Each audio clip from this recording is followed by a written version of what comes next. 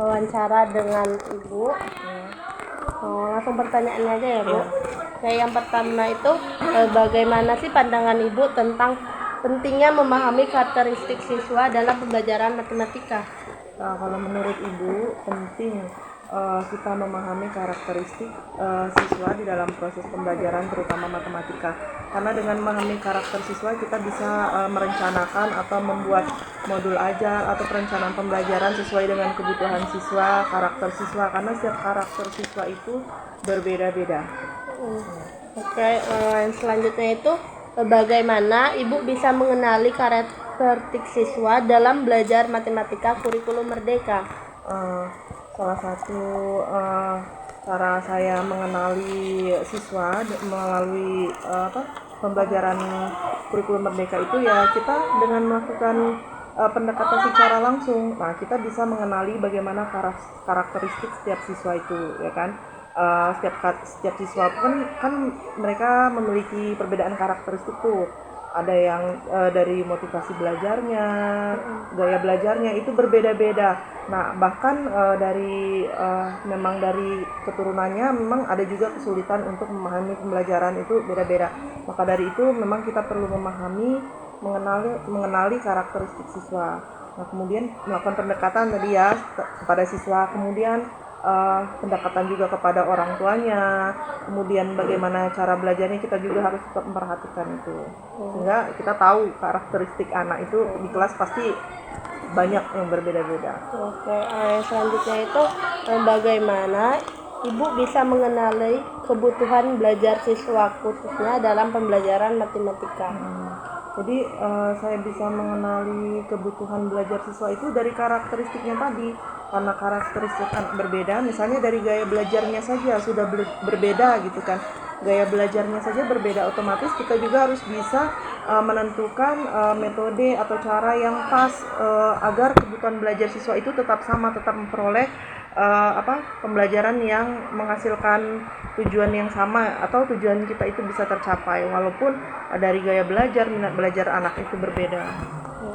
Oke, selanjutnya itu, menurut Ibu apa saja kebutuhan siswa yang perlu dikenali agar pembelajaran matematika lebih efektif? Kalau menurut saya kebutuhan siswa yang perlu dikenali itu agar pembelajaran lebih efektif itu kita yang pertama bisa melakukan perencanaan pembelajaran. Di situ nanti melalui perencanaan pembelajaran kita bisa membuat seperti kebutuhan belajar siswa itu tadi ya, misalnya kita melakukan diskusi kelompok atau membuat pembelajaran itu lebih kreatif. Nah, sehingga di situ nanti kita bisa menentukan kebutuhan siswa apa yang saja yang diperlukan.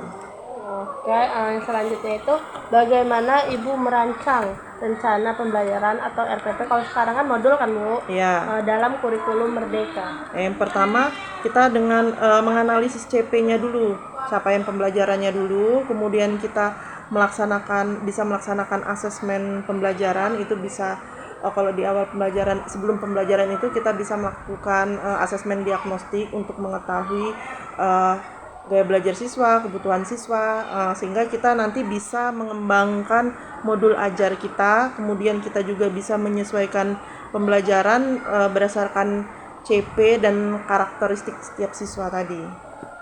Oke, selanjutnya itu bagaimana Ibu dalam proses pembelajaran matematika yang interaktif dalam kurikulum merdeka?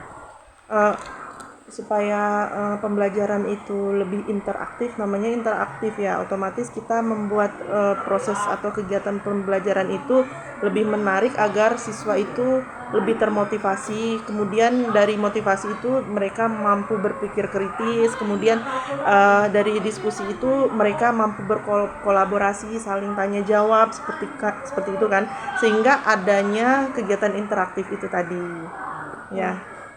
Oke, selanjutnya itu bagaimana Ibu membuat proses pembelajaran matematika yang menarik dalam kurikulum merdeka?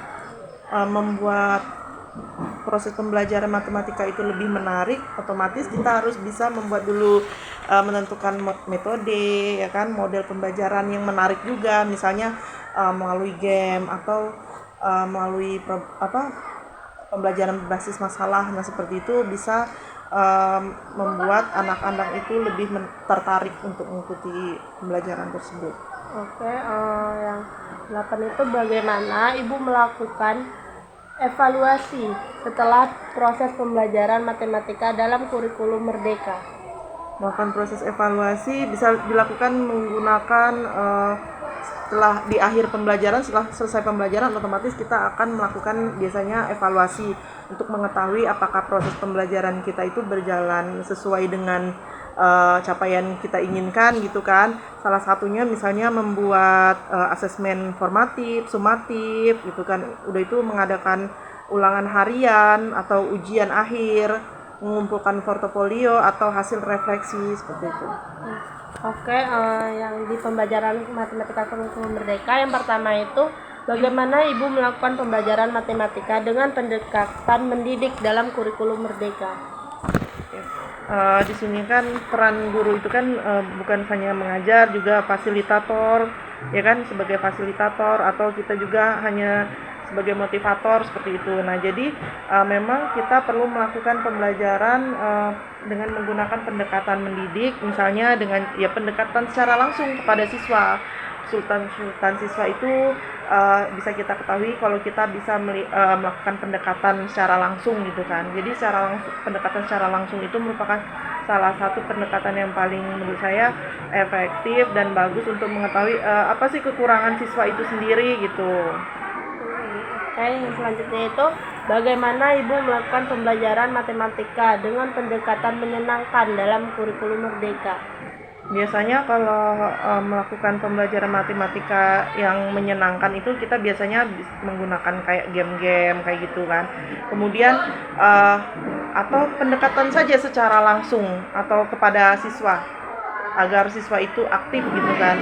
Kemudian salah satu pendekatan yang menyenangkan sih kalau menurut saya di kelas itu dengan melakukan diskusi, karena diskusi anak-anak lebih suka diskusi gitu kan, melakukan tanya jawab antar kelompok masing-masing, sehingga terjadinya kayak kolaborasi, kemudian anak juga lebih aktif bertanya dan lebih aktif mau menjawab seperti itu. Kemudian bagaimana cara mereka bisa memecahkan masalah melalui diskusi kelompok, misalnya menggunakan benda-benda atau media yang lebih konkret dan kontekstual begitu. Selanjutnya itu bagaimana Ibu meningkatkan motivasi siswa dalam pembelajaran matematika kurikulum Merdeka?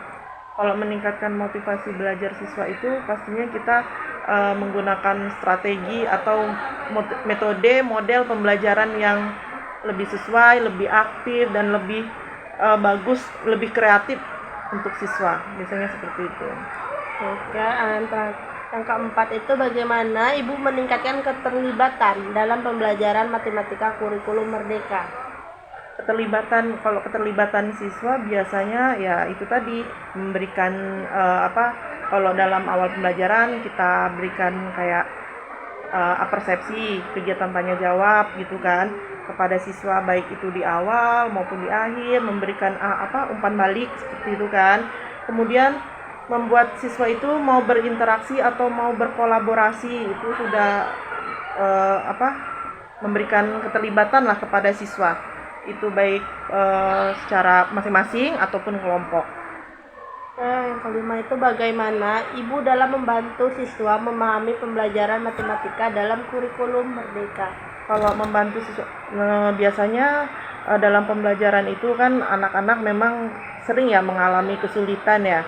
Nah, jadi bagaimana salah satu kita sebagai guru membantu siswa itu agar lebih memahami pembelajaran matematika itu, biasanya kita memberikan kesempatan kepada siswa untuk bertanya. Bagi yang kurang jelas kita berikan untuk bertanya gitu kan, atau salah satunya lagi memberikan umpan balik, kemudian mengajak siswa itu untuk aktif dalam kelompok. Udah itu kita juga bisa memberikan soal-soal. Nah, di situ kan kita bisa mengetahui bagaimana batas mana pemahaman siswa. Jadi dari situ kan kita bisa memberikan kayak pengayaan atau memberikan perbaikan kepada siswa.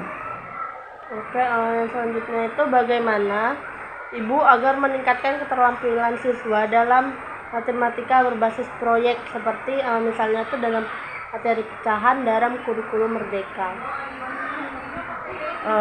meningkatkan keterampilan siswa itu bisa dalam berbasis proyek ya, mengajak siswa itu untuk berpikir kritis, memecahkan masalah. Jadi kita berikan masalah gitu kan, kemudian bagaimana kita membuat siswa itu mampu berpikir kritis, memecahkan masalah yang kita sediakan kan. Biasanya kita akan pakai LKPD seperti itu kan.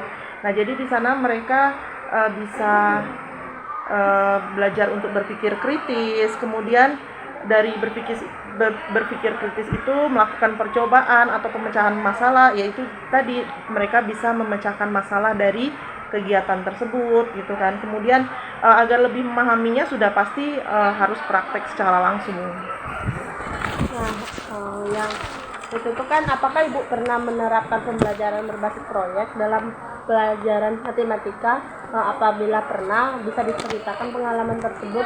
Pernah ya, saya menerapkan pembelajaran berbasis proyek dalam matematika, dan itu menurut saya memberikan dampak yang lebih positif dan anak-anak lebih paham seperti itu.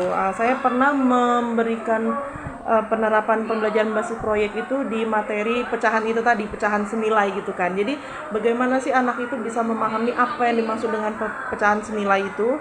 Saya berikan anak itu pemecahan masalahnya yaitu dengan menggunakan media secara langsung, media kontekstual. Misalnya kita sediakan anak-anak itu membawa sosis, kemudian misalnya roti, kemudian membawa media lainnya gitu. Kita suruh anak itu sesuai dengan LKPD, langkah-langkah pembelajarannya. Kita suruh anak itu misalnya sosis ini silakan coba dipotong menjadi 2, ambil 1 dari yang sudah dipotong. Kemudian kayak roti juga misalnya kita suruh potong menjadi 4, kemudian kita ambil 2 dari yang sudah dipotong. Nah menurut kalian besar yang mana gitu kan, apakah sama besar, apakah ada yang lebih besar.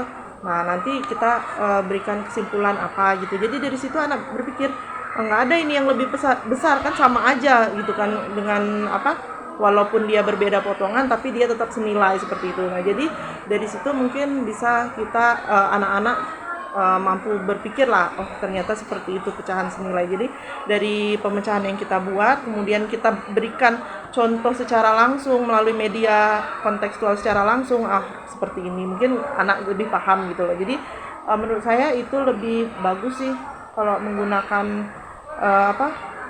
pembelajaran berbasis proyek untuk matematika. Yang terakhir itu, bagaimana Ibu meningkatkan diskusi kelompok dalam pembelajaran matematika kurikulum merdeka? Kalau meningkatkan diskusi kelompok itu yang tentunya kita yang pertama harus memberikan permasalahan dalam kelompok itu dengan jelas gitu kan, agar anak itu bisa menjelaskan mengerjakan tugas kelompoknya dengan baik. Kemudian mengajak siswa itu untuk aktif dalam diskusi kelompok. Bagaimana membuat kelompok itu menjadi lebih menyenangkan, itu biasanya kita mengajak siswa untuk tanya jawab gitu kan. Jadi dari hasil kelompok itu kita suruh presentasi ke depan, kemudian mereka presentasi, kemudian kita suruh bagi yang belum paham itu bertanya. Jadi adanya kolaborasi dengan teman gitu kan. Itu bisa meningkatkan diskusi kelompok kita. Kemudian kita sebagai guru di sana, dari diskusi kelompok kita bisa memfasilitasi mereka, kemudian memperbaiki dari diskusinya. Mungkin ada kekeliruan, kita bisa memperbaiki atau meluruskan. Dari situ kan kita juga mengajak siswa itu untuk mau bertanya kalau ada yang belum dipahami. Jadi kita mendorong siswa juga untuk aktif bertanya dalam kelompok masing-masing atau kelompok lainnya gitu. Oke, mungkin itu aja wawancara kita pada siang menjelang sore, pagi menjelang sore.